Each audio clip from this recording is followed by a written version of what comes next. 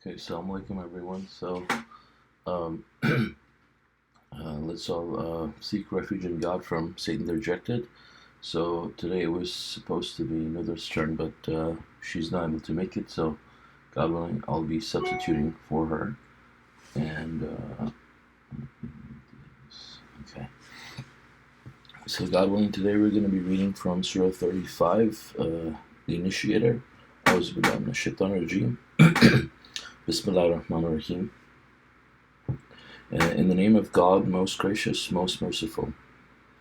Praise be to God, initiator of the heavens and the earth, and appointer of the angels to be messengers with wings, 2, 3, and 4 wings. He increases the creation as he wills. God is omnipotent. When God showers the people with mercy, no force can stop it. And if he withholds it, no force other than he can send it. He is the Almighty, most wise. O people, remember God's blessings upon you. Is there any creator other than God who provides for you from the heavens and the earth, from the heaven and the earth? There is no other God beside him. How could you deviate? If they disbelieve you, messengers before you have been disbelieved. God is in full control of all things. O people, God's promise is the truth. Therefore, do not be distracted by this lowly life. Do not be distracted from God by mere illusions. The devil is your enemy, so treat him as an enemy. He only invites his party to be the dwellers of hell. Those who disbelieve have incurred a severe retribution, and those who believe and lead a righteous life have deserved forgiveness and a great recompense. Note the one whose evil work is adorned in his eyes until he thinks that it is righteous. God thus sends astray whoever wills to go astray, and he guides whoever wills to be guided. Therefore, do not grieve over them. God is fully aware of everything they do. God is the one who sends the winds to stir up clouds, then we drive them towards barren lands and revive such lands after they were dead. Thus is the resurrection. Okay, so God willing, I will stop here. This surah is called Initiator, and this is one of God's attributes. You know, he's the one who initiates the creation and then repeats it, as it says in the first verse. He's the initiator of the heavens and the earth, and the appointer of angels to be messengers with wings. This shows us that the messengers are creatures that have wings, 2, 3, and 4. So this gives a description about that, and God says that He increases the creation as He wills. God is omnipotent. God is all powerful, and you know, this is one of God's attributes as well, that God is omnipotent. He can do anything. He can create as many angels as He wants, and these are really powerful creatures, you know, giants. And so so God is so powerful, and He has all of these angels at His disposal to protect us and stuff. And so when God, you know, showers people with mercy, no force can stop Him. He has these angels that are placed to do every command that God has in place. There are angels assigned to guard human beings. So if God wants to protect someone, for example, no force can go against God, obviously. And if God wants, you know, to withhold something, then no force other than God can send it. You know, if God decides, let's say, a certain land is not going to receive any rain for 2 months, I mean, or 3 months, I mean, we cannot do anything to undo God's decision. You know, and likewise, you know, if God wants someone to be annihilated or killed, you know, we cannot do anything against that. I mean, this is just, you know, the power of God. So ultimately, God has the ultimate control in the universe. You know, this just proves to us that no one else has any power in this world besides God. and God has all the power, in the heaven and the earth. Um, and so, thus, when we see people who idolize other entities besides God, it's such an injustice because those entities compared to God are nil, and it's just like when you see that being compared to idols like Jesus and Muhammad. It's just absurd and unjust. God is the only one who's our creator, and He's the only one who provides for us from the heavens and the earth. And so there is no God except He. And this is the message of the Quran, and this is the message that all these messengers have preached throughout humanity. Yet we see, in spite of all of that, Satan is at large with his army, trying to manipulate people and send them astray. So you have people following all kinds of idols. And when you talk about God alone, it's like, you're saying something unusual, like they just don't even understand. But this is all that God, wants us to believe. This is the basis of our belief. You can do all the righteous things in the world, but if your basic belief is not there, your belief in the hereafter is not there, and your belief in God is not there, all your works are going to be nullified. And that's what it says in the following verses, that God's promise is the truth, so therefore do not be distracted by this lowly life. So what promise is this referring to? It's referring to the promise that we will be held accountable, and eventually we'll have to meet God on the promised day that is already set by God.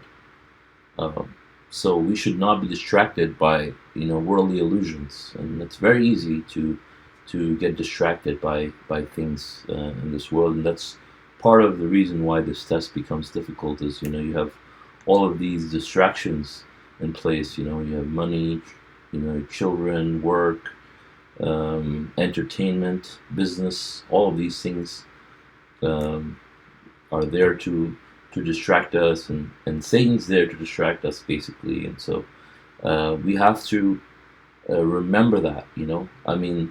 What happens if you're in a battle and you you forget that you're in a battle? What will happen to you? You're gonna let your guard down, and you're gonna get smacked and hit, and you're gonna lose, right? And that's exactly what happens. The biggest thing that people.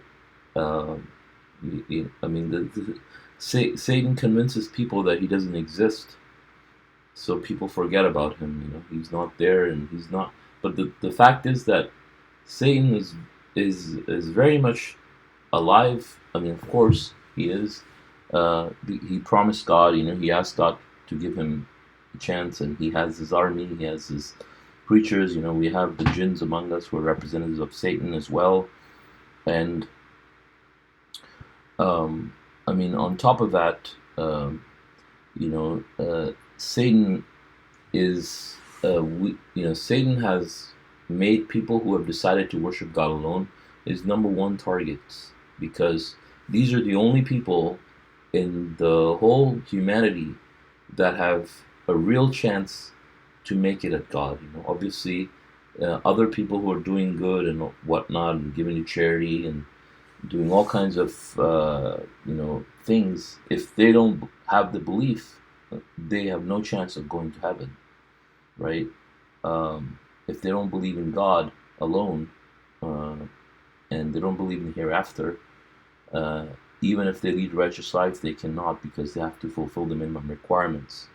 So the only people that really have a chance to make it are those who decide to worship God alone, and then try to believe and lead a righteous life in the hereafter, believe in the hereafter and lead a righteous life. So who are these people who have decided to submit to God alone? These are me and you and other people who have decided to submit. And so that naturally puts us at the top of Satan's list of people that he has to try to stop, because at that point, you have, once Satan has identified that you have the potential to, inshallah, make it, God willing, you have the potential to make it, he's going to try his very best. He's going to try all the tricks he knows to, get you off the path. Of course, he doesn't care about people who are in the bars and or committing adultery and things like that. I mean, those people have already flunked, right? Or people who are worshiping Jesus or Muhammad. I mean, those are already in his back pocket, right?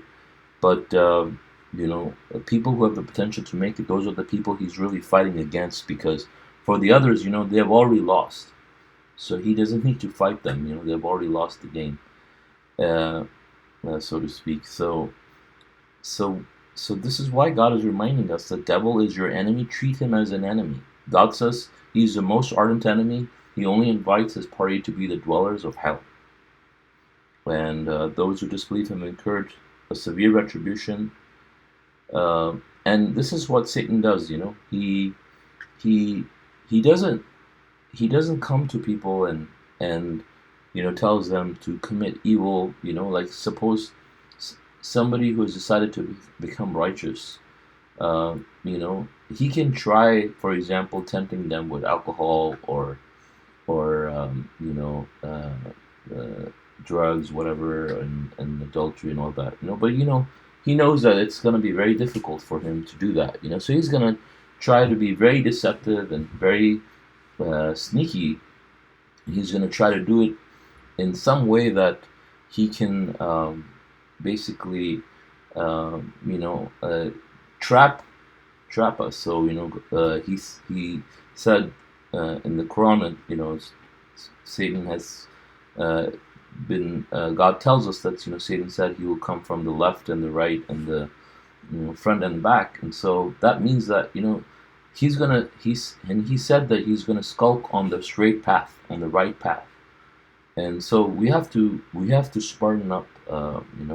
We can't be naive about that, of course. And so Satan will try many tricks in the book and make us do the wrong things, but he does it in a way, in a very sort of I wouldn't want to call it beautiful, but of course he does it in a very clever and cunning way, because he makes them he makes their works very beautiful in their eyes. He adorns, that says it, adorns their works in their eyes, so they until they think that it is righteous.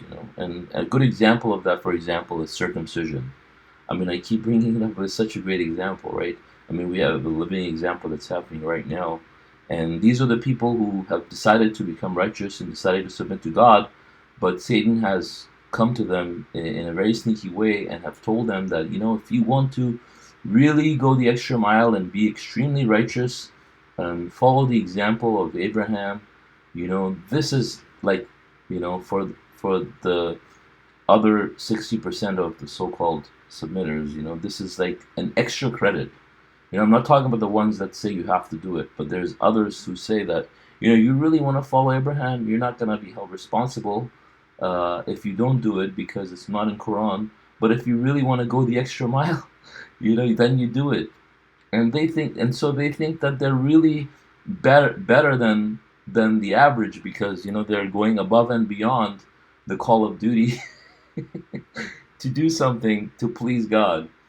And it is, but we can see now that it is so ridiculous, right? Same with the people who follow Hadith and Sunnah and stuff. I mean, they think they're becoming really righteous by following everything Muhammad does, and they're gonna look like Muhammad, and they're gonna talk like him, and walk like him, and sleep like him, and they're just following innovations. And so these are examples, and these are the people who think that when they die, they're gonna end up in the elite of the elite, and there's gonna be all these beautiful spouses for them, and heaven's gonna be waiting. And so this is what God calls the worst losers.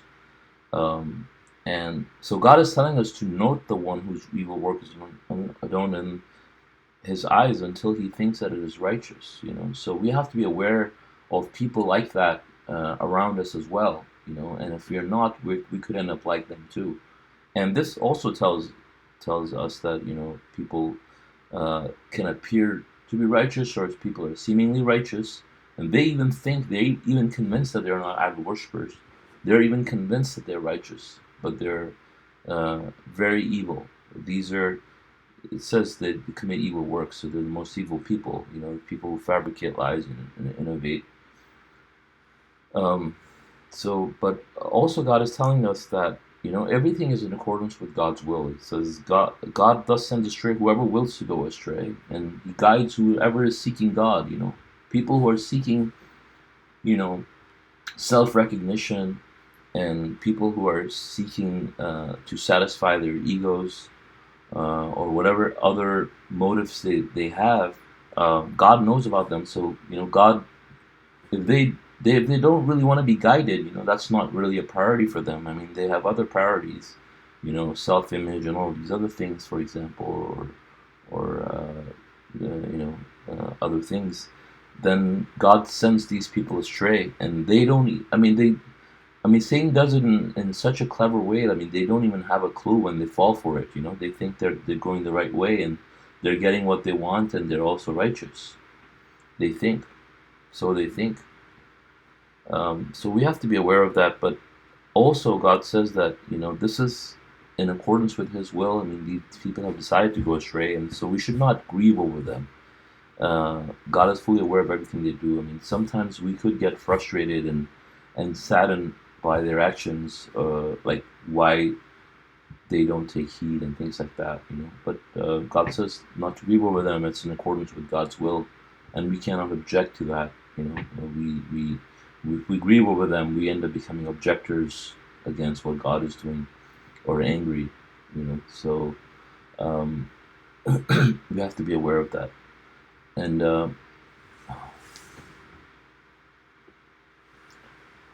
then God is the one who sends the winds to stir up clouds. Then we drive them to barren lands and revive such lands after they were dead. Thus is the resurrection. So this verse tells us about how God will resurrect us. He's given us the allegory of how He sends down the winds. He sends the winds to stir up clouds, and then the clouds go to barren lands, and those lands become alive again. All the species, come back to life. I mean, they don't have the same souls assigned to them, but the species are brought back to life. I mean, the grass and the plants. I mean, how the whole cycle goes, right? So He's able to create them and recreate them, like perfectly. And so, God can do the same thing. The only difference is the same souls are going to come back to those bodies that will get recreated. The same souls are going to be reassigned, and we will come back, and that's easy for God to do. And it doesn't take a whole lot to understand that. We're seeing God's omnipotence in action every single day by that alone. So we have to believe that in order for us to make it to paradise. I mean, we have to be absolutely certain that God will resurrect us. I mean, it's not like a just in case thing that just in case God will resurrect us, I'll be saved, so I'm going to do righteous things. That those people are not going to make it. The people who are going to make it are those who are going to be certain that 100% believe that they will be resurrected, and they have to meet God. All dignity belongs with God. Verse 10. Anyone seeking dignity should know that to God belongs all dignity. To Him ascends the good words, and He exalts the righteous works. As for those who scheme evil works, they incur severe retribution. The scheming of such people is destined to fail.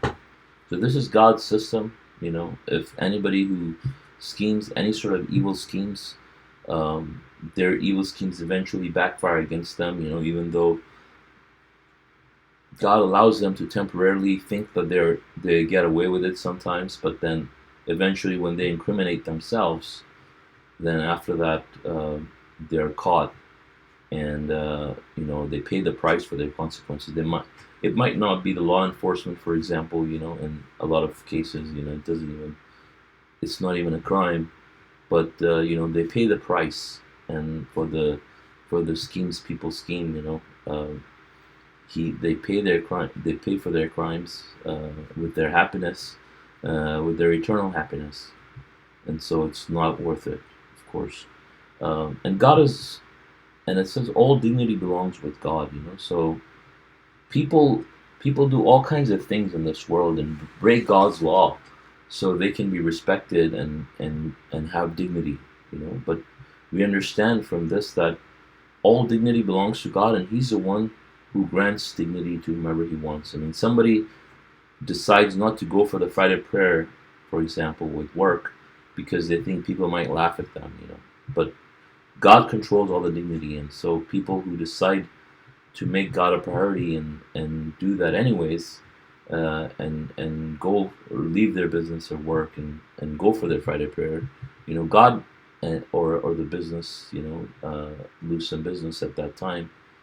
God makes up for that, and instead of people laughing at them, God makes sure that they get more respect at that point. But our goal should not be to gain respect. Our goal should be really just to remember to grow our soul and gain God's approval, and that should be our priority. And since everything belongs to God, I mean, He'll give us wealth, as much as we deserve, and as much as what we need, and He'll give us dignity and happiness. This is God's promise, and and we can see that in the Quran. I mean, all these people that are dignified messengers, that are that we read about, these are all people like us, but they were righteous people, so God granted them righteousness and God granted them dignity. And people who schemed evil works, I mean, they're set the worst examples, and we see what happens to them. God is in full control, verse 11. God created you from dust, then from a tiny drop, then He causes you to reproduce through your spouses. No female becomes pregnant, nor gives birth without His knowledge. No one survives for a long life, and no one's life is snapped short, except in accordance with a pre-existing record. This is easy for God. So, God obviously, is the one who created us. This just shows God's omnipotence and His power. He created us from dust. Then, when it comes to our reproduction, we're created from a tiny drop that we can't even see with our naked eye, and He uses that to create this elaborate machinery that is so advanced, and then we reproduce also. I mean, it's not like you create a machine. Let's say somebody can create a machine out of nothing, which is still impossible, right? But then imagine someone creating a machine that reproduces itself and rebuilds itself and creates more of it, its own kind. That's impossible, right? With any technology until the end of the world, nobody can do that. And this is God's power, I mean, and He recycles and all of that. It's God's amazing system. But this shows to us that God fully controls everything. He's omnipotent, and He controls everything. Down to the microscopic and submicroscopic level. He controls every single creature on Earth, and all the way to the cosmos and the heavenly bodies and the galaxies. He controls each and everything, and at every single moment He's aware of each and every single thing, and it's all within His knowledge. He knows when a female becomes pregnant, or when someone gives birth. He knows everything. So he has the ultimate record of everything from now till the end of the world, till the end of eternity. I mean, till eternity. So God knows. That is God's power. So we have to remember that, and we have to appreciate that. And believing in God is believing in His qualities. And I mean, and we read about these, it's important to reflect on these, so we can get close to God, and we can appreciate Him truly, and we can reverence Him throughout our lives. And also God tells us that He Uh, this is easy for God. I mean, imagine like all these things that we're talking about. I mean, it's not just that God can do it. It's that it's easy for God. I mean, he doesn't break a sweat or get tired or sleepy or anything. His power is absolutely unfathomable. His greatness is unfathomable and beyond our comprehension. Really, is what God is. But we have to appreciate Him by knowing His qualities, and this is why God reminds us over and over about His attributes, so we can save ourselves. Verse 12: appreciating God's greatness. The two seas are not the same. One is fresh and delicious, while the other is salty and undrinkable. From each of them you eat tender meat and extract jewelry to wear, and you see the ships sailing through them, seeking His provisions, that you may be appreciative.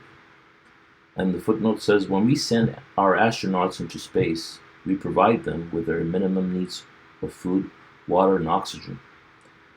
When we sided with Satan's blasphemy billions of years ago, Appendix 7, God launched us into space aboard the spaceship Earth. But God has supplied our spaceship with awesome renewable systems that provide a great variety of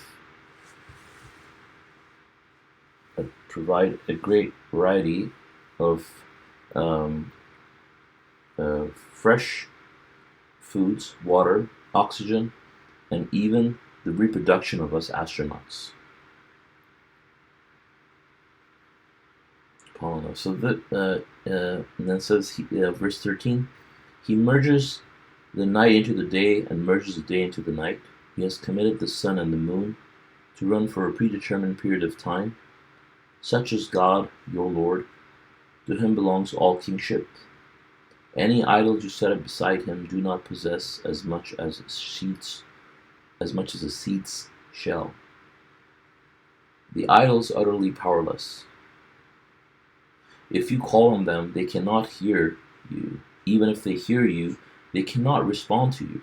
On the day of resurrection, they will disown you. No one can inform you like the most cognizant. And the footnote says, people idolize Jesus, Mary, Muhammad, Ali, and or the saints. Such idols are dead, unaware, and utterly powerless. Even when they were alive, they were powerless. So verse 12, we're being reminded of God's omnipotence again, and nothing is impossible for God, and God can make creatures, for example, that live in fresh water, and He can make creatures that live in salt water, and it says that one is fresh and delicious, and the other is salty and undrinkable, and from each of them we get tender meat. We have all of the aquatic life that is a blessing from God. Then we extract, we get to extract jewelry from them. You get pearls, you get all the different very precious elements for jewelry that people use from the sea. And then you have, for example, the seashells you can think about, and so many beautiful creations, right? And then tender meat, I mean, the fish that God creates, is so full of nutrients for us, and it's rich in protein.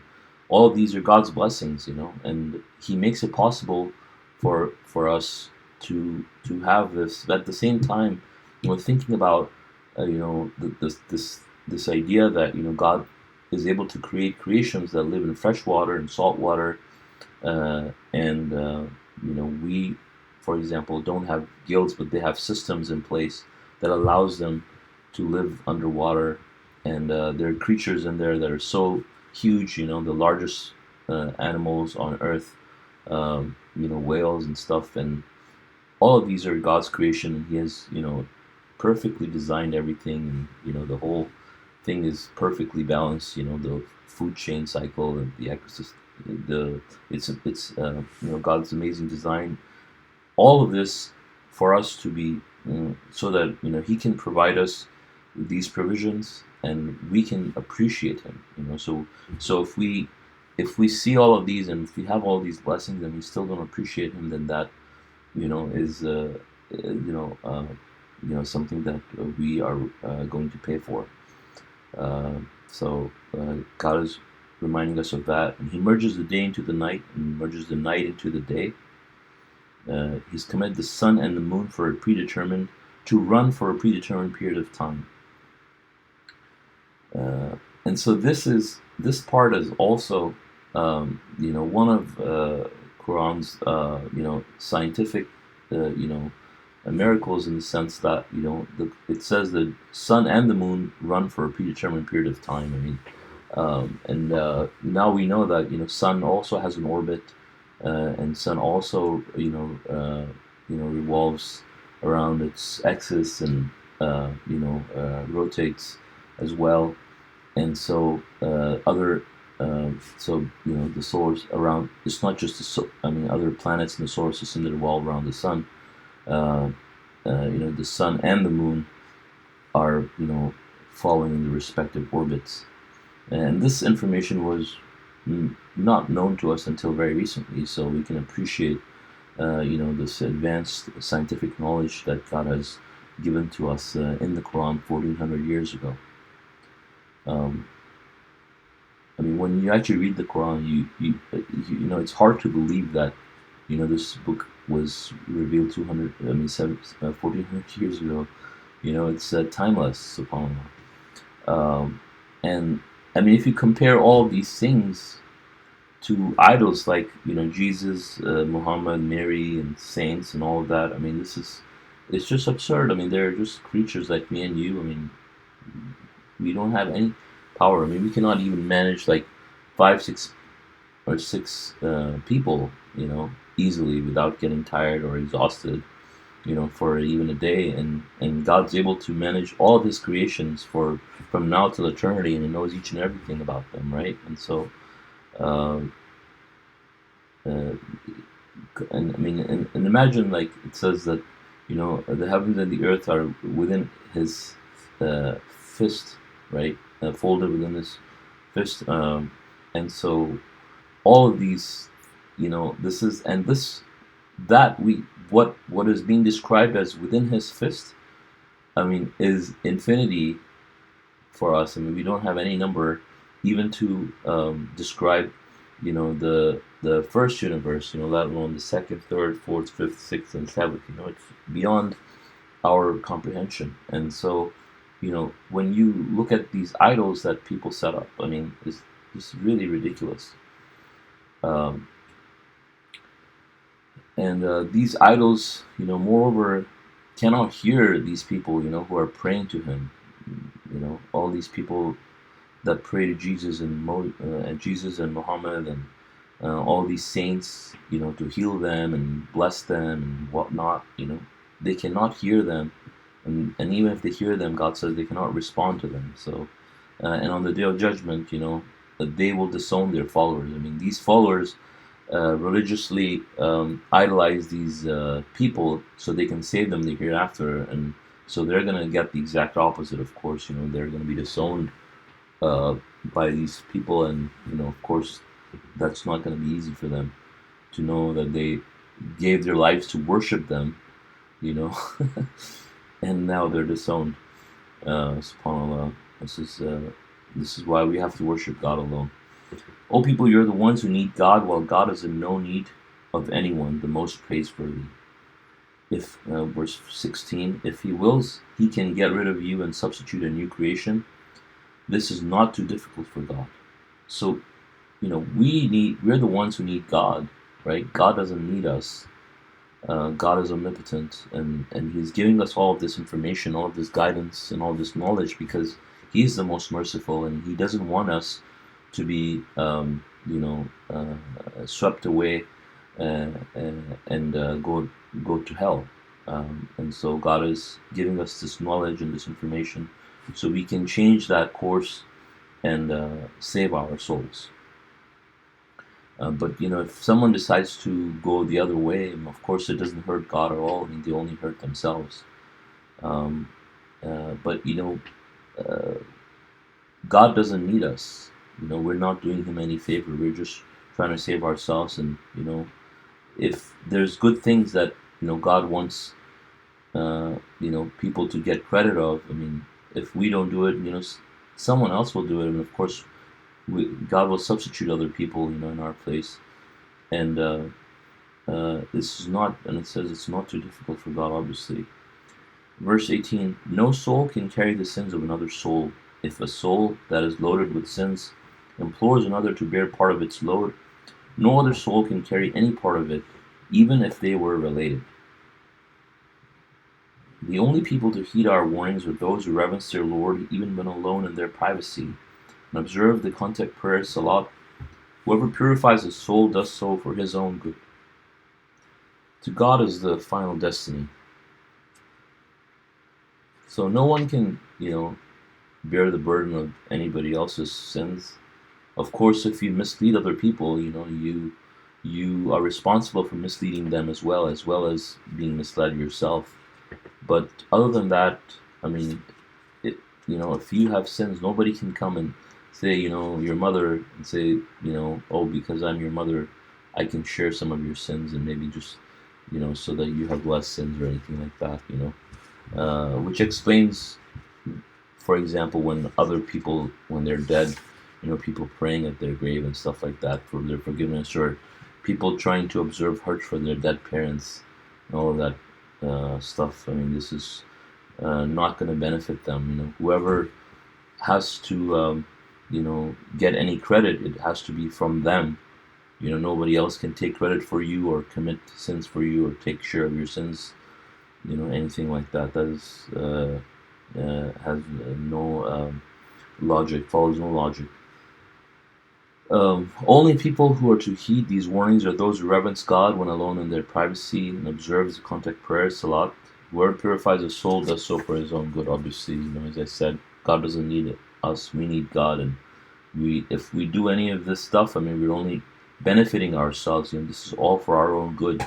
So it'll be very uh, foolish of us not to use this opportunity to take heed and believe. And then verse 19, it says, the blind and the seer are not the same. Blind and the seer are not equal, nor are the darkness and the light, nor are the coolness of the shade and the heat of the sun, nor are the living and the dead. God causes whomever he wills to hear. You cannot make hearer out of those in the graves. You are no more than a warner, God's messenger of the covenant. We have sent you with the truth, a bearer of good news, as well as warner. Every community must receive a warner. If they disbelieve you, those before them have also disbelieved. Their messengers went to them with clear proofs and the Psalms and the enlightening scriptures. Subsequently, I punished those who disbelieved. How terrible was my retribution. And the footnote for verse 24 says, the geometrical value of Rashad Khalifa 1230 plus the verse number 24 gives us a total that is a multiple of 19. 19 times 66. Okay. So, these examples that we're being, shown here about the blind, the seer, and the darkness and the light and coolness and heat and living and dead. I mean, these are examples of like people who are believers versus disbelievers. People who are seers versus people who are blind and deaf. And so they're not equal. And so just like all of these people are not equal, the blind and the seer, the same way, I mean, a believer is not the same as a disbeliever, somebody whose mind is made up. I mean, you can't do anything to help them.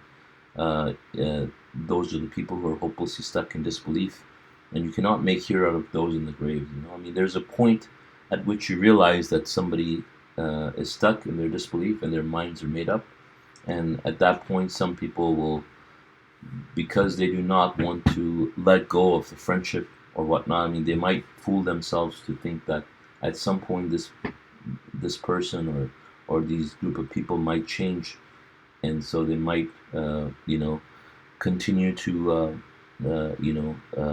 associate with such people. But God is telling us that there is a point, obviously, when somebody goes to that level, and at that point we cannot help them. So for people to say, well, you have till end of your life, yes, you do, but what happens in reality is that even though people are given a chance to do good until the end of their life, at some point people make that firm decision that they're not going to believe, and then that decision continues on. And so uh, at that point it's too late for them to return. I mean, they're just stuck in their disbelief at that point. And we see that all the time. Of course, people who come out of it are the people who decide to be guided and who are seeking the truth. They're not the same as people who are avidly, going out of their way to promote, their false ideologies. Those are people who are, seeking the truth, and eventually God guides people. So we have to remember that. And then in verse 24, we're being reminded that, about God's messenger of the covenant. He was sent by God as a warner to our generation, to help us make the right decision. And people who disbelieve uh, him, people before them, God says, have also disbelieved, and they were eventually punished. And we know, like, how severely these people are punished when they break God's law. So and disbelieve the messengers, and I mean, yet we have a messenger that came and lived among us for so many years, and we can see the number of people who actually decided to believe and wholeheartedly observe the commandments. Very few. And but all of the other people, all of these other people who decided to disbelieve and mock him and ridicule him, and made schemes to harm him and threaten him on a daily basis, and eventually assassinate him. I mean, these are the people that will eventually end up in hell. Of course, I mean, many of these people are already annihilated, of course, and there's more. The rest of them will be annihilated at some point, and then, what happens to these people? Not no different than all the other people in the past. They will be forgotten as far as this world is concerned, and then they'll pay for their sins eventually. A huge price.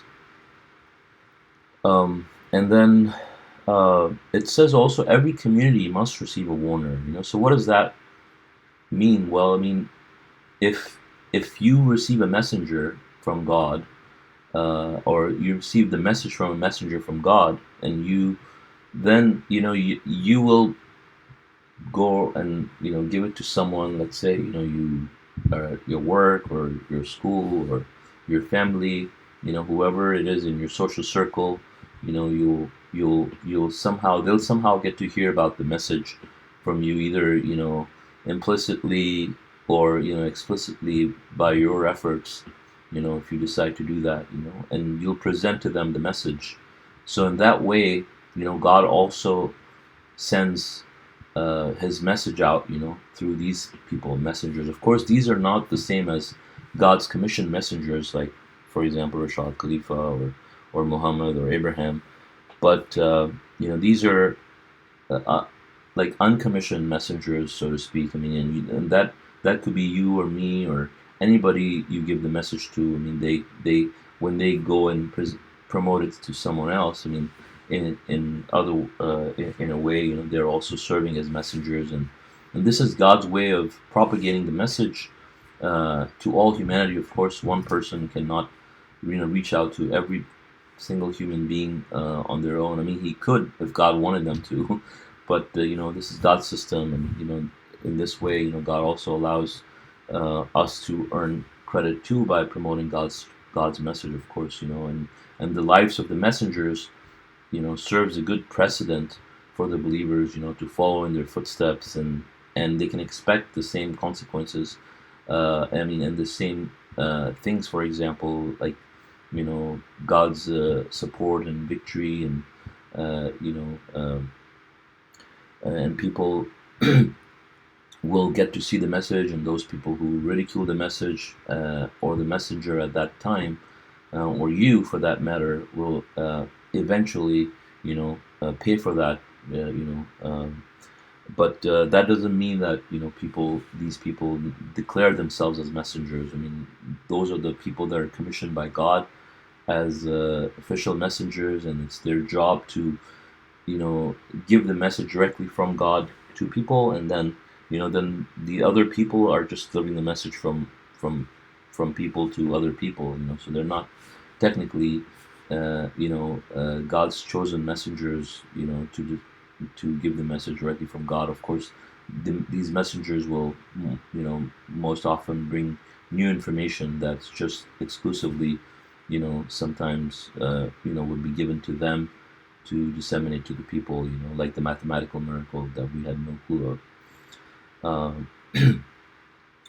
So, these are the people who come with, a miracle, a proof, like, the messenger of the covenant, in this case, came with the ultimate miracle, the Quran's mathematical proof, to,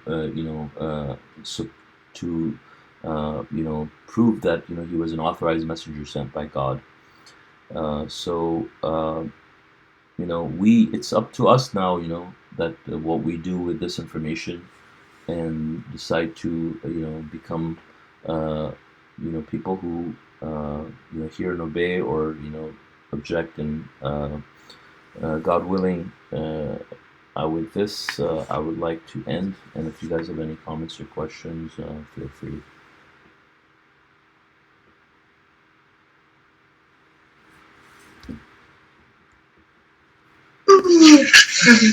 Masha Allah. Praise God. Very good class today. Thank you. Thank you. Mr. Clark.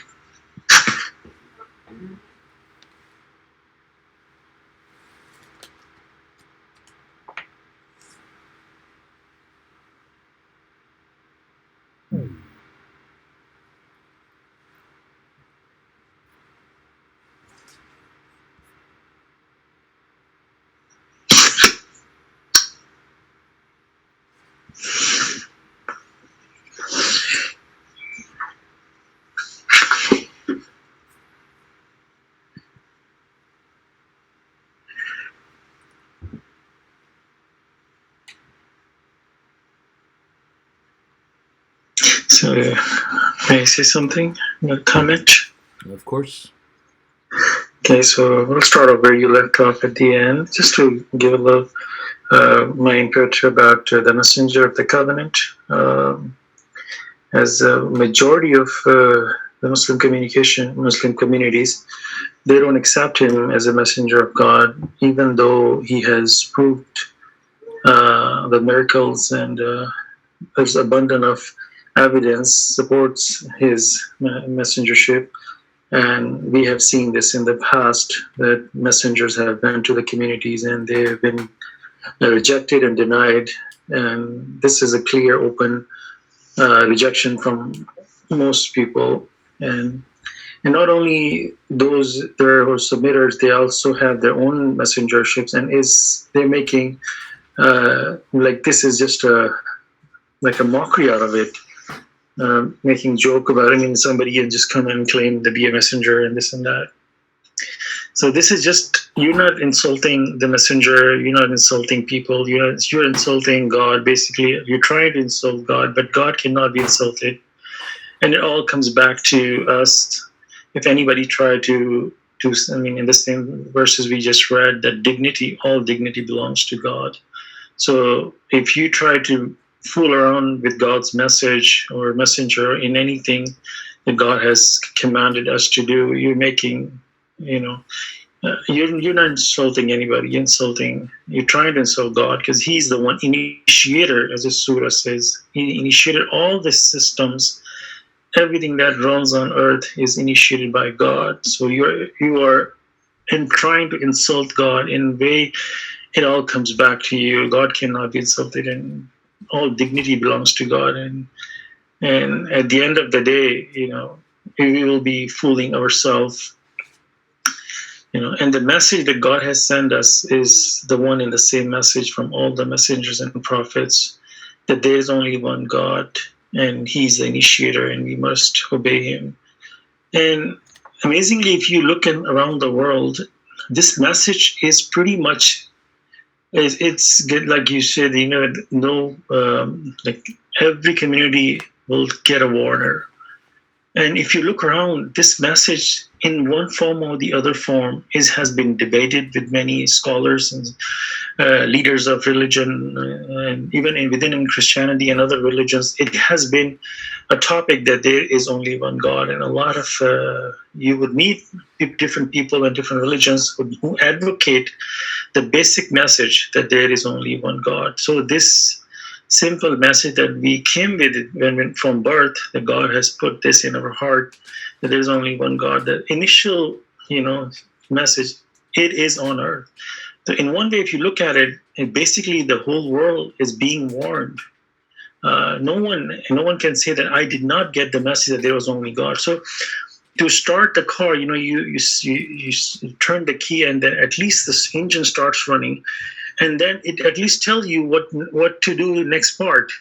So this initial step, that there is only one God, if people even just deny that first fact, there's no point of going to the second part. If you have solving equation, if first part of the equation you don't accept it, the whole problem will be destroyed. You cannot get to the answer. So the first step has been initiated by God, and pretty much everybody, you can talk to them that have you heard that there is only one God, and pretty much everybody have one form or the other. They have received that message. If they denied the first part, there's no point of going to the second part. A lot of religious people that they don't believe that the Quran alone is our way. So they already destroyed God alone system. So there's no point of going further down. And that's my comment for now. Thank you.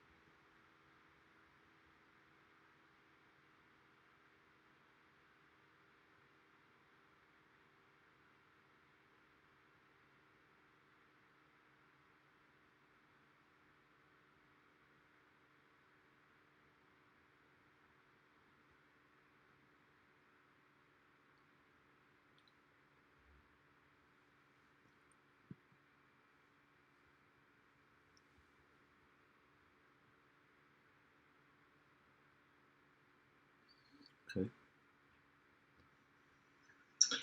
Yes, I think try to make another comment about the ocean, the salt, the sea, and the clean water.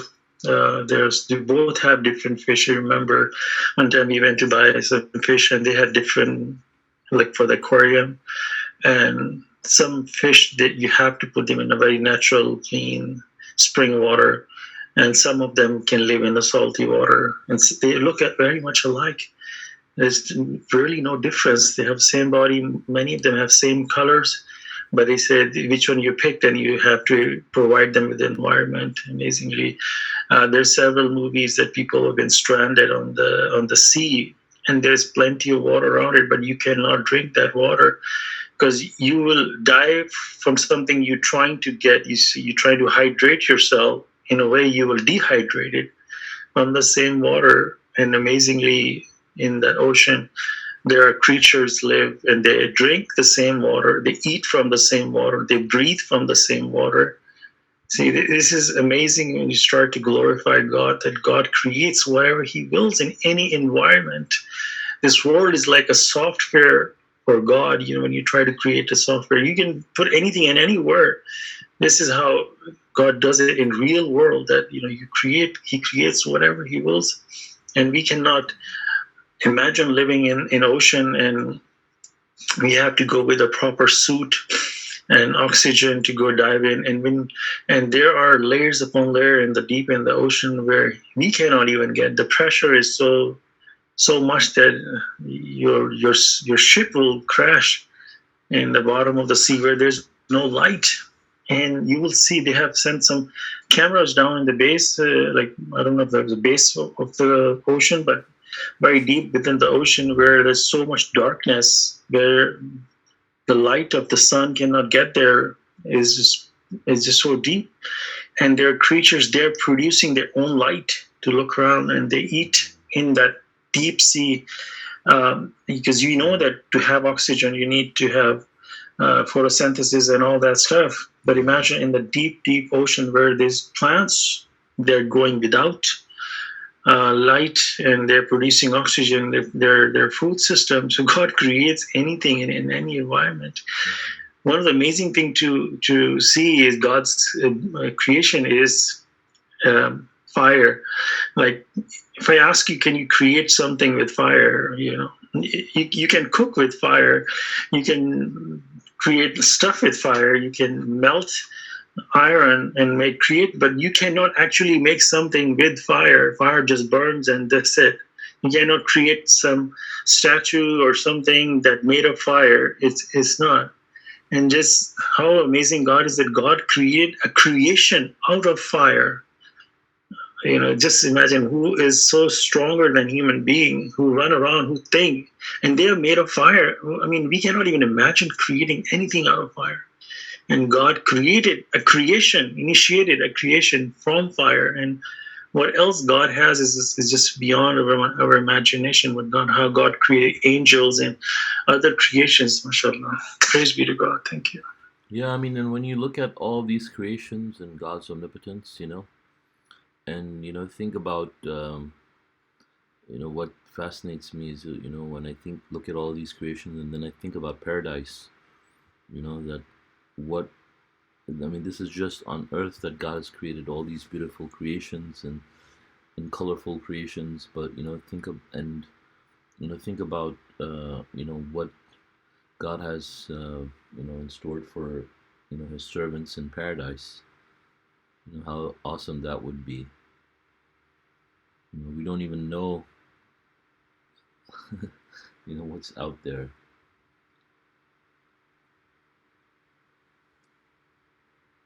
Yeah, and that's where you start to get a little hint of the this verse that God says, you have absolute no idea what joy and happiness waiting for you. I'm just paraphrasing. We have no idea. Absolutely. Masha Allah.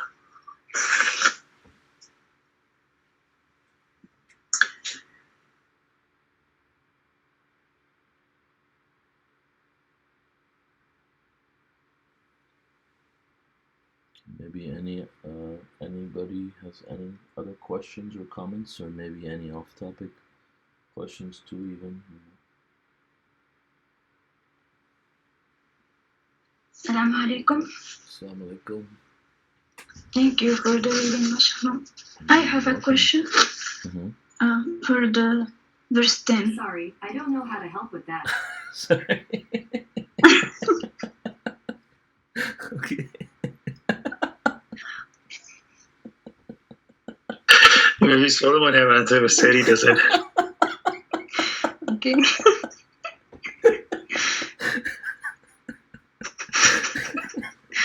Okay. Okay. Okay, it's about verse 10. God said to him, I saw the good words.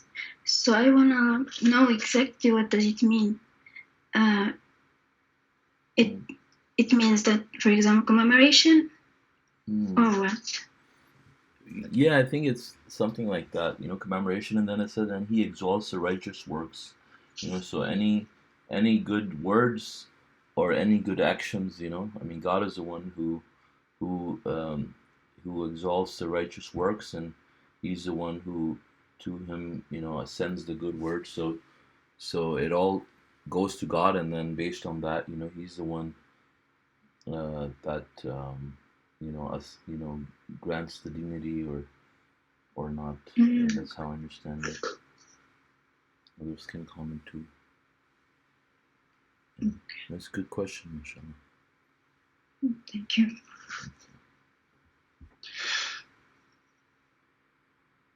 What do you think about it?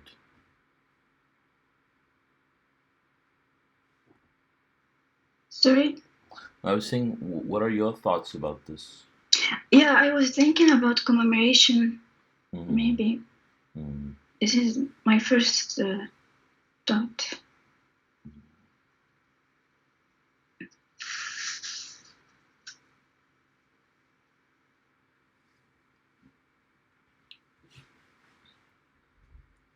Yeah, I mean, it could be commemoration, it could be recitation, it could be, giving someone the message, you know, any righteous, good words, any praise, anything. Yeah, exactly.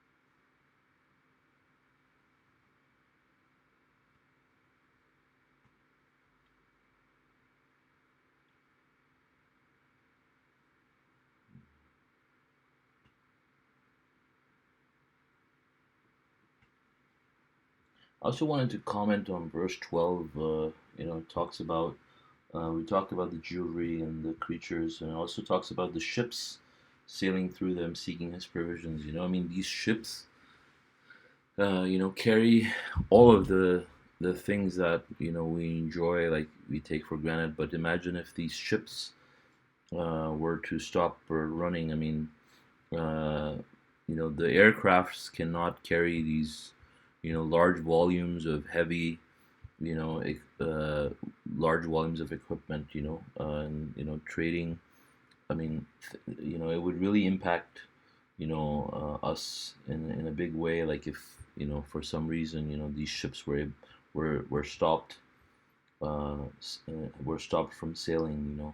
So that also is a blessing. I mean, that God has created these mechanisms for these giant ships that weigh so much, but they're able to just float merely on water, which is amazing because water is so light, but He has given us the knowledge to make vehicles that can float on top of water and carry such massive weights, things in large volumes, that we are able to enjoy blessings from, different parts of the globe.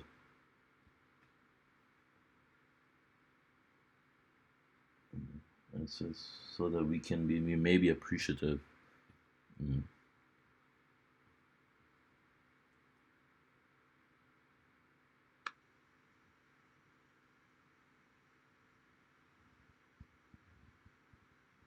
Yeah, Masha Allah, the more we ponder upon the world and what blessing God has given us, the more we should be appreciative. We read about the story of Solomon and David and what God has blessed them. But if you think about it, what God has blessed the generation that's living right now, I can see growing up, in like 70s, 80s, there were like, we didn't have phone in our home. And what we have now, there were like black and white TVs, and then we started to have color TVs and all that stuff. That, I mean, now the enjoyment and entertainment is right on your fingertips. You can search anything. You can watch movie, laying in the bed, and you can do whatever you want. Pretty much, you want to take a shower in the middle of the night, hot water is ready for you. You can turn on lights middle of the night. I mean, somebody was telling me one of the village, even still now, that they only cook the dinner because they have to light up the fire with woods. So they have to get ready the stove going and then the fire, and then they will cook the meat food, and then after that they will have their tea, and that's all they get there, because it's not easy to ignite the fire. Imagine you can get up at 3 o'clock in the morning and go to the kitchen, and you can have tea, you can have coffee, you can have soda, you can have anything you want, right? You can walk with your feet. I mean, there's tremendous amount of blessing that God has blessed us. And what God is telling David and Solomon, to be appreciative. And they, in fact, in Surah 27, praying to God, make me an appreciative person to you. So they actually praying to God to make me an appreciative person. Do we pray to God that God, with all this blessing you have bestowed upon me, please make me be an appreciative person to you, and actually being grateful to everything that we do. And this is the formula that God has given us. The more you thank, the more God will bless you. It's not how much you have, it's what God controls all the dignity and happiness. He is the one gonna make you happy, even in a small 1-bedroom studio. Will make you the happiest person than compared with somebody who's living right next to the beach in a big mansion. This person will be more miserable than a person who's living in a small studio, or even a homeless person will be much more happy, as we read in this beginning of this surah, the 2, 3, and 4 wings. So these are pretty much God is telling us, like in an army, they have stars on their shoulder. The more stars they have, the more high rank they are. It's sort of probably the same system with these angels. God gave them ranks above one another. So if somebody with the two wings will complain to God, how come he gets to have 4 wings and I don't? Now you're objecting to God.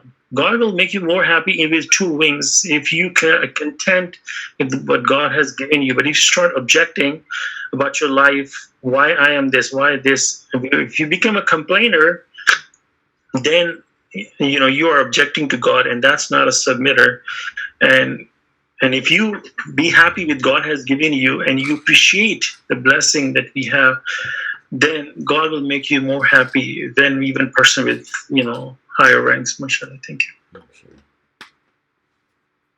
Yeah. Exactly. I mean, you can have a shower and watch a movie at the same time now. That too. You have the speakers that they put in the shower room, and they're waterproof, and even phones that are waterproof. Yeah, I don't. My phone is not waterproof, so sometimes if I have to watch something, I'll put it in the waterproof sleeve, and you can watch it while I watch. Inshallah. Masha Allah, Adam, beautiful, I think, analogy you're talking about, 2, 3 wings. Yeah, if angels start to complain, so God is saying you have to be appreciated, whatever condition you are in. Masha Allah, it hits me a lot, because sometimes you're going through hardships, and then because as a human being, we are impatient. God said so in the Quran. So we want the results right away, or we want, why I'm praying to God so much and why not the answer is coming right away, or but why is not the right thing? We should be, whatever condition we are, we should be like, you give the example, it's so amazing. Yeah, it's give me a little bit strength that yes, just keep praying, and when it will the right time, God will answer your prayer, inshallah. Yeah, mashallah. I mean, God giving an example of Satan, when he was asked to serve Adam, and he refused. He said, I am higher than him. I mean, you just read in this surah that was this verse number, I think 13 or something, where God says that he created, he can wipe human population off and create a new creation. If he wills, God is in no need of us. So instead of Satan becoming appreciative of God's blessing, and God, whatever I am, you are the one made me this. You were the one initiated me. You blessed me with all these blessings and gave me this higher rank. I salute to you. If you ask me to prostrate to Adam right here, he would fall down. But he objected. So God uses example over and over in the Quran that look what he did and what he got into. That's what he incurred. And now he's trying to take as many people with him to hell. And these are all lessons that God is teaching us for us to take heed and not to act the way he did. When God says in Surah chapter 2, God is teaching us very important fact that we hear and we obey. We salute to God. God says yes. We say yes, sir. We don't ask God question, why, what about this, what about that? And we get into all these sort of troubles. MashaAllah. Thank you.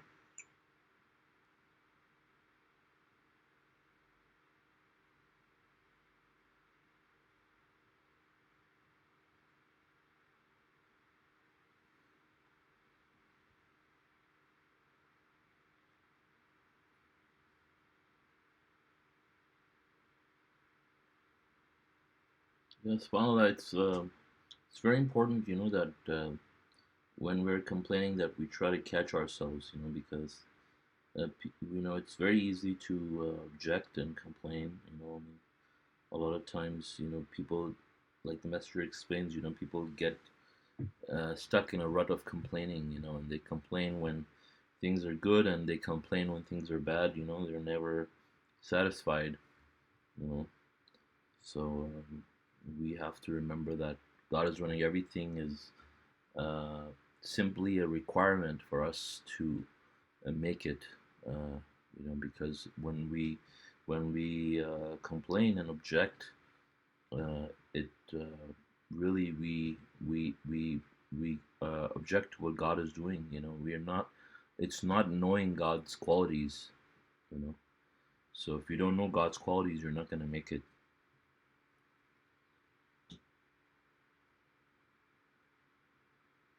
That's very important.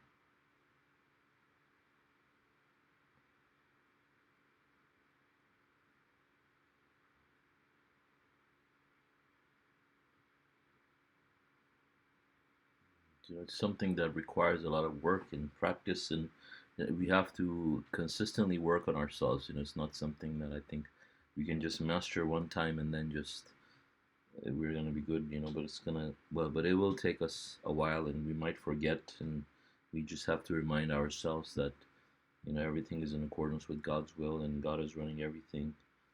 And so we never get too excited or sad or angry.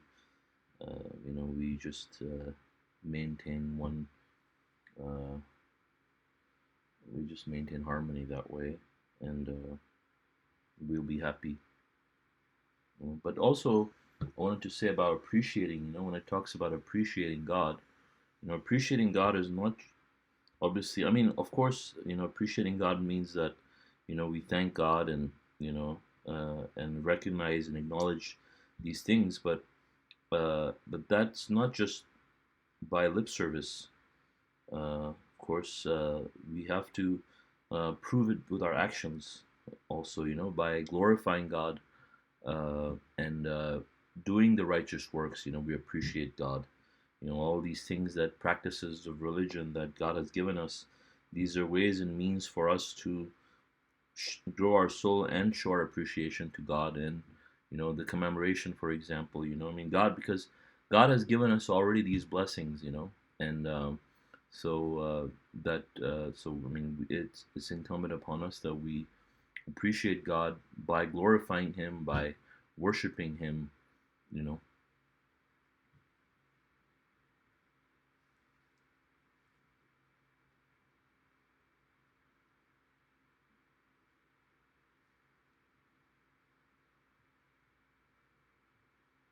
And Satan is our most ardent enemy. And what do you guys think about that? Verse number 6.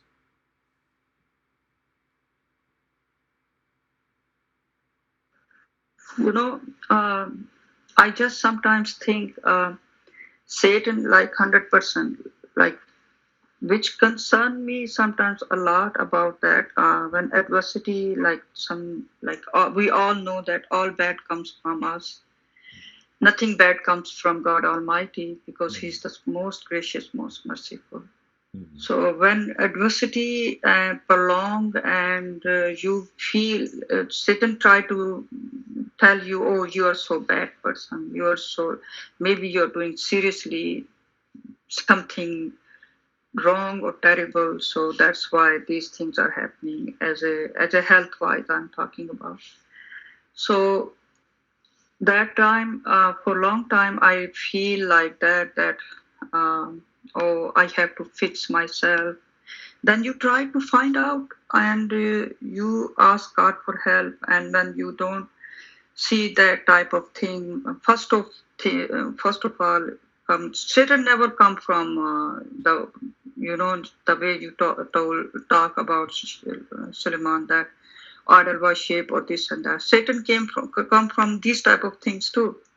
He tell you, oh my gosh, maybe even you are doing, when you check yourself, you think you are doing, praise God, you thoroughly try to check yourself and you don't find idol worship or something like that. But still he's whispering again and again, why this thing is happening to you, and if you are righteous believer or submitter. So then I don't know what I feel like, but I'm just thinking like that this is the way. Maybe Satan is trying his best to despair me from, because if I see, few things I see with this adversity were afflicted, my practices of religion improves like plus 50% more. Like normally, whatever I do, namaz, roza, these are the, I think, very basic commandments. Praise God, Satan cannot do anything with us to repel us from these things. But I think more meditation or that time, but these things improves a lot. Maybe that is I lack of thing in my soul. But other than that, I don't see anything. I don't know. It's like one thing is that he is on his own best thing that always whispers. Like try to find something in yourself. Okay, whatever. Try to fix yourself.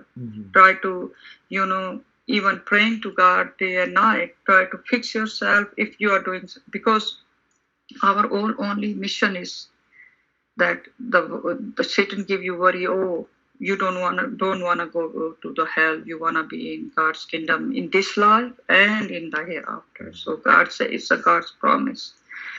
And God said, I never break my promise. So when God said so as a submitter, I should be in the same category. I don't know what I think, but I'm day and night, I'm imploring God. That one thing I can see in myself, I implore God more than my last few years in my practices. My focus and concentration increase a lot with that adversity, and that adversity concerned me that you don't want to go to the other side. You want to be in God's protection forever. So what else you guys think? What like as a submitter, what I should do? Like I know that I'm, praise God, try reflecting on my weaknesses and trying to fix weaknesses, whatever weaknesses I have. But anything other than that, I cannot see anything. Right. I don't know. I think from for me, I would say like I mean, God willing, other people can also chime in. But the way I see it, I mean, the Messenger of the Covenant also talks a lot about this subject, right? In so many audios and videos, and so what I've learned from that is that a lot when these things happen, of course, one somebody could be in their admission test. Usually he said the admission test lasts 5 years or so when you're, and we have the example of Job and other examples in the Quran. So So don't you think admission test should be in the, because if you are practicing religion for 20 years, yeah, it cannot be the admission test. Could be in the beginning, but also, I mean, I'm just generally talking about that. I'm not talking about your situation, but I'm saying that I mean, usually, he said that would last like maybe 5 years or so, right? Depending on the person. If the person's able to pass in those 5 years, some people could have a certain weakness, for example, and they could flunk at a certain thing, right? So the admission test would continue until they pass that. So it could take longer in that case, because he said usually, right? So I mean, some people will take longer, some people will take less time, but then after that, when you still have problems, like first, you will definitely, let's say if you have passed your test and you're in God's kingdom, and then things start happening. So then you understand that you've stepped out, like I'm saying, like you get a headache or you get sick or something, and so you will reflect. First of all, you will reflect on like things like maybe I did something wrong, maybe I wasn't honest, or maybe I gossiped, or things like that, for example, right? But then after that, when you, like you said, you reflect and reflect and reflect and you don't find anything, then the messenger of the covenant actually explained. For example, he said, like, usually what the reason is that you don't think about God most of the day, because that's something that we can easily, I think, mess up on sometimes, because we can get preoccupied. Which from few months I realized that one thing was very very clear to me with the time, that I was maybe not thinking about God enough, which almost I can say 50% more increased in my practices. I can say this is blessing disguise to myself, because if this hardship didn't come, how I can worry about my soul. Well, I mean, I was very yeah, content before that, oh, I'm doing fine, yeah, I'm doing, that means I wasn't doing fine, so I wasn't doing enough for my soul. So it's yeah, this affliction after that I yeah. realized that, and I try to Also, implore God more, and try to even go think about, like, which I didn't used to do that, to check the soul, what is going on, what is my weaknesses. I wasn't like that before. So praise God. Yeah, this is Masha Allah. This is a good example you gave me. I will. Any other, like, you guys have some suggestions about that? well, What else one thing, and submitters should do?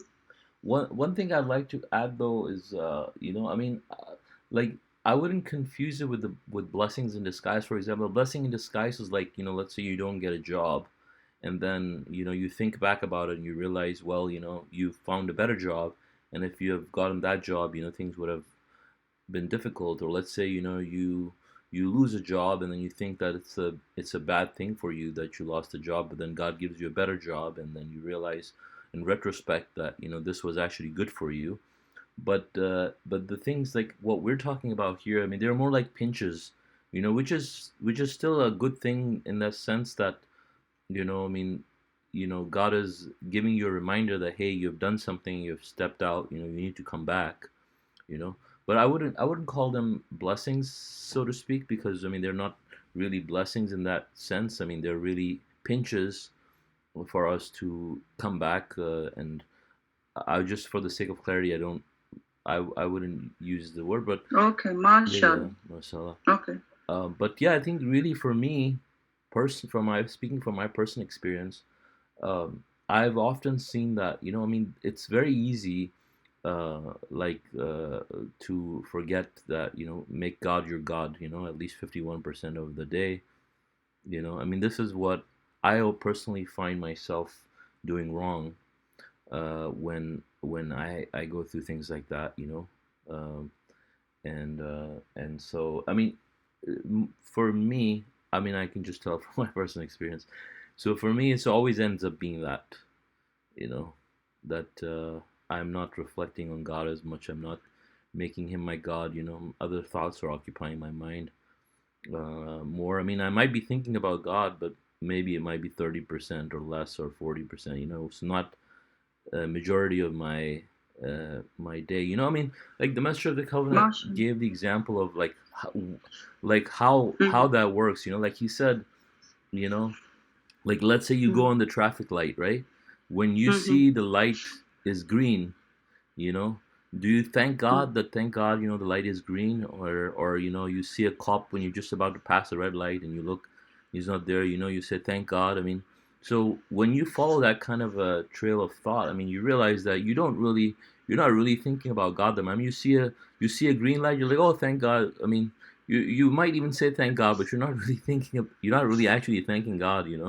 I mean, you might even say it like, you're just going through the motions, and you might just say it without thinking. But most people won't. I mean, you just see a green light and you pass.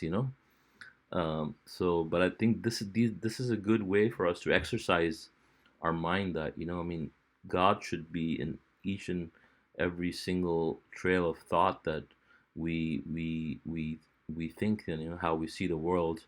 We are aware of God, throughout our day. That's because for a lot of people, they would think that they're doing all the necessary things, all the basic requirements, and so they're good. But this is what is idol worship if you have anything else occupying your mind more than God at that point, right? So it's when we're doing that, it's a serious thing. So definitely when we're not mindful of that, we'll see things to grab our attention that we're not there right now. So we can take that and use it to our benefit, and that's in the sense that really work on ourselves. And I'm talking to myself when I say that too, because it's it's MashaAllah, very very, difficult. very good points. Yeah, yeah. I know. I'm trying to focus and reflecting that. Yeah, that's very important for us to don't be content with whatever you're doing. I think you're doing fine. Even you think like, oh, okay, not basic things. You're doing extra things too. You're doing charity. You're doing this. You're doing that. But no, that's never be like satisfied with that. Oh, you're doing enough. Yeah. You should always looking for better and better and better. Inshallah. Exactly, mashallah. I think one of the things is that people always like not always, but people generally tend to compare themselves with average person out there, and they think that they're doing great. But our example and our standard is in the Quran, and I mean, this is how we got swept in the crowd in the heavenly society, right? When the feud arose, we got swept in the crowd.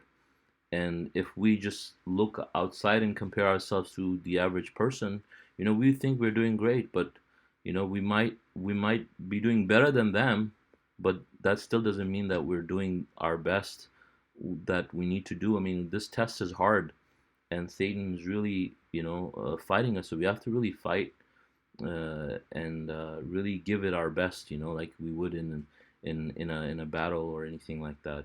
So God willing, this discussion was really, really good. Thank you very much. I really appreciate that. Thank you. Actually, namaz time is it's very short, so please let me leave. Inshallah, sure, till next Quran study. So, Assalamu Alaykum, everyone. Assalamu Alaykum. Thank you. Thank you again. Thank you, Masha Allah, for joining. God bless you. Yeah, inshallah. Maria, before you go, after your namaz, come back to YouTube, and I'll tell you one more thing. That'll help you a lot, okay? Just you can watch the video. She's gone. Afterward. She's gone. And the point is, that it's a reminder, like, there's so many things you do positively, and there's something you need protection from someone. And we just talking about the verse number 6, where God says, the devil is your enemy, so treat him as an enemy. He only invites his party to be the dwellers of hell. So God has gifted us in Surah 23, verse 97 and 96, 97, 98, where you seek refuge in God, from Satan reject, that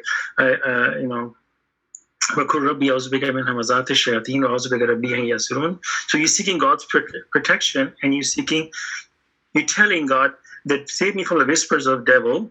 And in the second verse, God, you're going so far that you're saying to God that they even come near me. I mean, there is one thing to be whispered, and one thing is take them out of my sight. There are several movies I watched where this person has a bad friend. And so this bad friend continuously tells this good person, teaching bad habits. You know how they say your company is so important. If you hang around with good people, you become good. You hang around with bad people, you become bad. That's why God says in Surah 18 to force yourself to be with the believers, because you hang out with good company, you're going to become good. So watching these dramas and movies where you see clearly this person is bad, and you are literally telling, get this person out from him, because the longer he stays with him, he's going to inflict this person too. So you're literally, even as a movie, you just, in your mind, you're saying, some way this guy can get away from him, and this nice person will go somewhere else and live his life. This is what is 23, 97, 98 is all about. You pray to God to seek refuge in God and from Satan, because that is going to give you protection, because the more he infects you with his things, the more you're going to be bad. So you want to break that cycle. It's like personal protection. Like now, we see in the medical community, PPE, the personal protection, your gown, mask, and everything. These are the things that protect you from viruses so that you can do your job. So this is the protection that God is giving us. So to remind, many times we forget to say this 23, we have to say as much. So what you can do is put a small piece of paper, some important ayats that their God is giving us protection, some reminders, like saying, writing down that you have no idea what happiness and joy is waiting for you. You can write 23, 27. You don't have to write the whole thing. You can just write the 23, 27, 97, 98, and some other words that they're critically important that we must remember throughout the day. So what happens when you look at it, you're going to say that. So that way you instantly go into protection of God. And whenever you can put one in your bedroom, one in the living room, one in the stairway somewhere. So whenever, or one in the car, when you see it, that reminds you. What I'm doing is I have an old tablet. You can probably do something like that. And then what I did is it's not working. It's just once. So what I'm doing is I made it as frame, cover frame around it. And what I'm right now, my Masha Allah project is I'm picking out verses from the Quran. They're really, really critical. And I'm making a video. I already made one video and posted it. And there's a second video I'm working on. So inshallah, I'm up to surah number 24, 25. And then inshallah, I'll cover also where these verses pop up on the screen. And they run it as a screensaver. So they keep coming up once and after another. So when you're passing by, you look at it, you see a verse, you're going to read it. Not only are you going to remember God, but He's going to remind you something important about what we're supposed to do. So time to time you pass by this screen or you write down on somewhere that it reminds you that this is what, I'm going to use the analogy of we just use a virus, because we see Satan is your enemy. God is pointing us, he is your enemy, to treat him as an enemy. So imagine that if you live in a community, if you don't know your enemy, you don't know who can hurt you. So when God is pointing out he's your enemy, so now at least you know the enemy, and God is teaching us his tactics, how he's going to attack you, like a virus. Every year it mutates. You think you have you conquered fight with Satan? No, just like virus mutates every year in a different form, and your body does not recognize it until it inflicts you. You learn from it, and your body generates the proteins and what you call those, to fight the virus. Now you're immune to that kind of strain. Now next year is going to mutate a different form. Now you have to fight. So God is teaching us. He's not going to sit down. He's not going to. It's just like a virus is an analogy that he's going to, every year he's going to come back to you and change your tactics. So you need to be aware of he is always there. So always go back to 23, 97, 98. That's the biggest, one of the big gifts that God has given us, to remember this verse, say it as many as time you can. So you will protect it from his whispers. MashaAllah, thank you. Okay, so I think she left already though, but if nobody else I'll message her inshallah to watch the last part of this. Yeah. Sure. Okay, so I guess we can probably end it now. What do you guys think? End this stream? Yeah, inshallah. Okay, I gotta go to my store too. Okay, Mashallah, perfect. All right, thank you guys for joining us, and thank you guys for watching on YouTube. And God willing, our next study is going to be on Saturday at 9:30 a.m. Pacific time, and our teacher is going to be Nobel, God willing. So we'll see you guys then. God bless you. Salãmun Alaykum.